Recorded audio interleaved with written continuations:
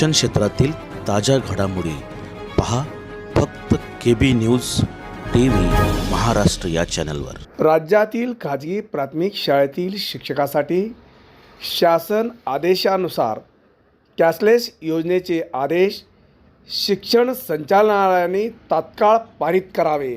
आयुष्यमान भारत प्रधानमंत्री जन आरोग्य योजनेसाठी 100% अनुदानित खाजगी प्राथमिक शाळेतील शिक्षकासाठी शिक्षण संचालनालयाकडून तात्काळ आदेश पारित करण्याची मागणी महाराष्ट्र राज्य मान्य खाजगी प्राथमिक शिक्षक महासंघाकडून करण्यात आलेला आहे।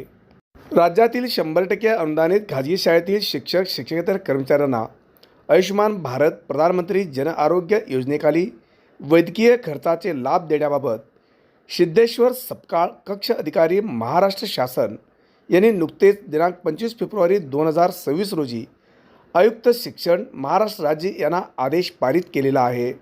राज्यातील शिक्षकांची खूप वर्षापासून असलेली कॅशलेसची मागणी शासनाने मंजूर करून राज्यातील तमाम शिक्षकांना दिलासा दिलेला आहे।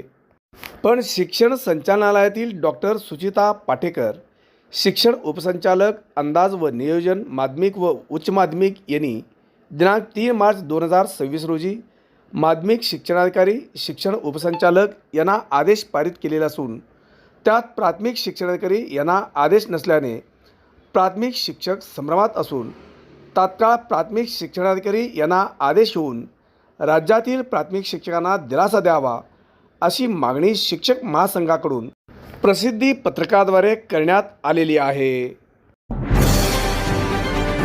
शिक्षण क्षेत्रातील ताज्या घडामोडी पहा फक्त KB न्यूज TV महाराष्ट्र या चॅनलवर।